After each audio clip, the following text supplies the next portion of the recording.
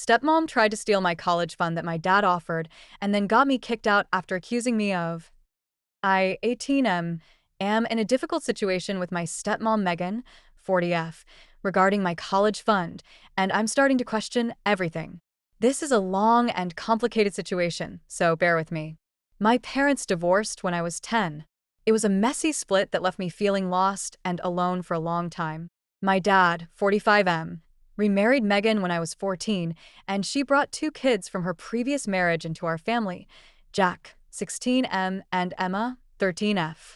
The transition wasn't easy, and we've never really felt like a cohesive family unit, despite Megan's constant efforts to push the one big happy family narrative. I've always been a good student, maintaining a 3.8 GPA throughout high school. My dream is to attend a prestigious university and study engineering. I've participated in the robotics club, where I've won several competitions, and I volunteered at the local animal shelter for the past 3 years. Dad has always been supportive of my academic goals, at least until recently. A few months ago, as I was starting to apply to colleges, Dad sat me down for a talk. He told me about a substantial college fund he'd been saving for me since I was born. It's enough to cover tuition and living expenses at most top universities.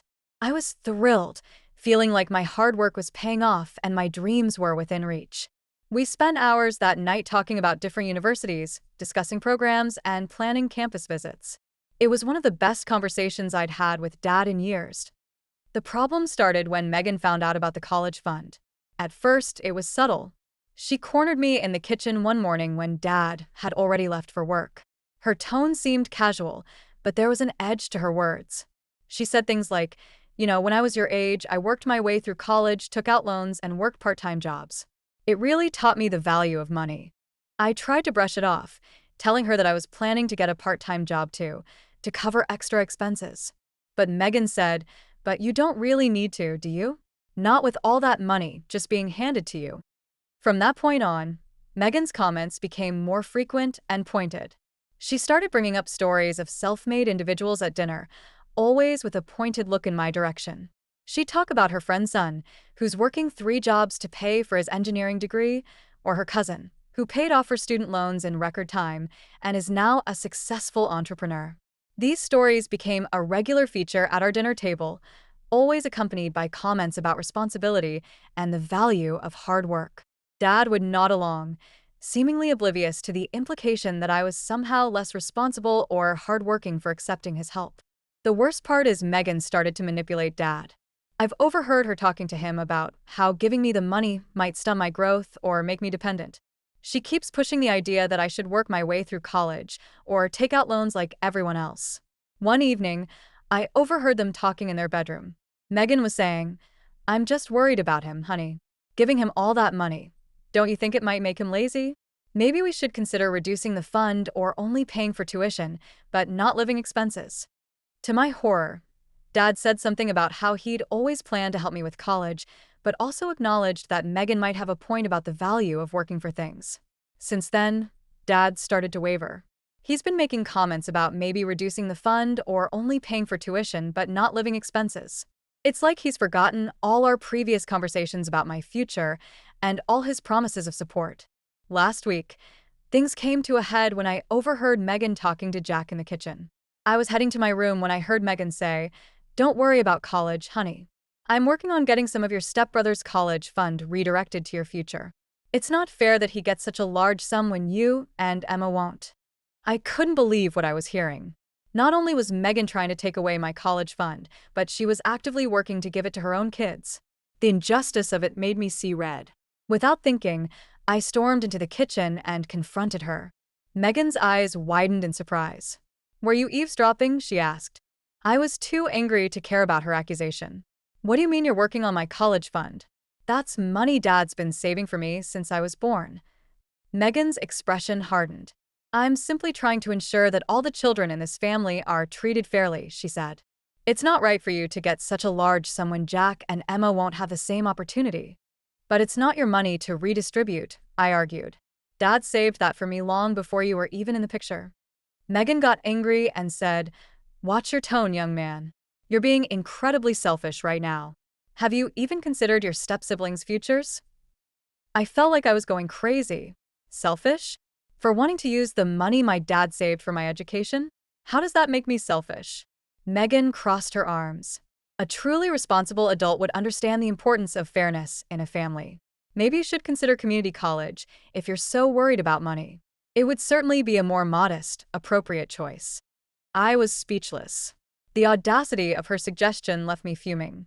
I looked at Jack, hoping for some support, but he just stared at the floor, clearly uncomfortable. This is insane. I finally managed to say, I'm going to talk to Dad about this. Megan smiled and said, Go ahead, but remember, your father and I are partners. We make decisions together about what's best for this family. I stormed out of the kitchen. I needed to talk to Dad to make him understand what was happening, but every time I tried to get him alone, Megan was always there, hovering and steering the conversation. The next few days were tense. Megan acted as if nothing had happened, but there was a smugness in her demeanor that made my blood boil. She'd make comments at dinner about the importance of money, responsibility, and not taking handouts, always with a pointed look in my direction. Dad seemed oblivious to the undercurrents of tension.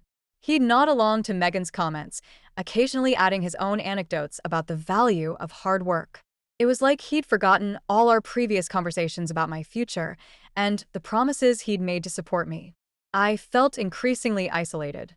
Jack and Emma avoided me, clearly uncomfortable with the situation but unwilling to go against their mother. I threw myself into my college applications, determined to secure as many scholarship opportunities as possible, just in case. One evening, I finally managed to corner Dad alone in his study. I need to talk to you, I said firmly. Dad looked up from his computer, his brow furrowed. What about? I took a deep breath.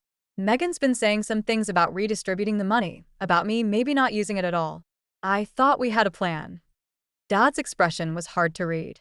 He sighed. Your stepmom's raised some valid points about responsibility and the value of working for things, he said slowly. Maybe we were too hasty in offering you the full amount. I felt like the floor was dropping out from under me. But Dad, you promised, I said.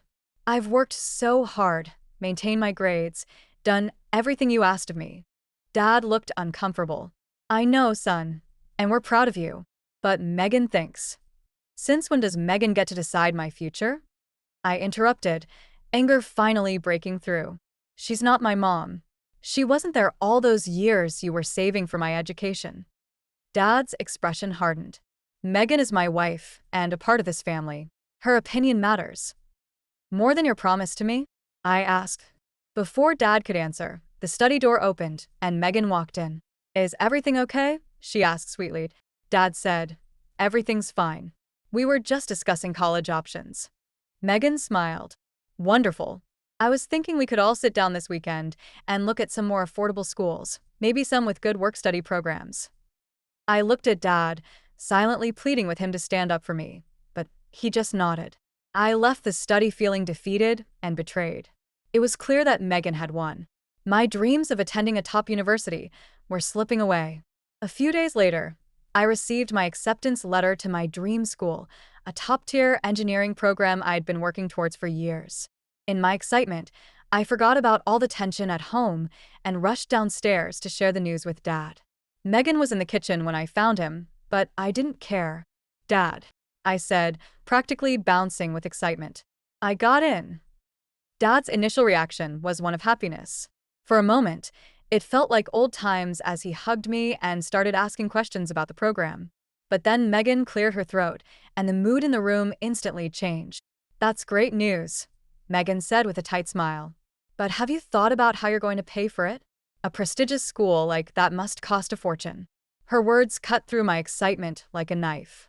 All the frustration and anger that had been building up over the past few months came pouring out. I confronted Megan right there in the kitchen, accusing her of interfering with my future, trying to redirect my college fund, and manipulating my dad. You have no right to try and take away something that my dad has been saving for me since before you were even in the picture, I shouted. Megan's face turned red with anger. She started shouting back, accusing me of being ungrateful and selfish. She said I'd never accepted her as part of the family and had always treated her and her children as outsiders. Dad tried to intervene, but neither of us was listening to him at that point. In the heat of the moment, I said things I'm not proud of. I called Megan a gold digger and accused her of only being interested in my dad's money. I told her she was trying to steal my college fund for her own kids and pointed out that she'd never worked a day since marrying my dad, despite constantly preaching about financial independence. Megan's reaction was explosive. Through tears, she turned to Dad and said, "I can't live like this anymore. I feel unsafe in my own home. He's been hostile and aggressive towards me for years." Then she dropped the bombshell that changed everything. Megan claimed that I had been making inappropriate advances toward her for months. She said I'd been cornering her when we were alone, making suggestive comments, and even trying to touch her inappropriately. She painted herself as a terrified victim who'd been too scared to speak up until now. I was stunned into silence. The accusation was so outrageous, so completely fabricated, that I couldn't even form words to defend myself. I looked to Dad, expecting him to see through this obvious lie. But when I saw his face, I just knew. He was staring at me with a mixture of disgust and disappointment I had never seen before.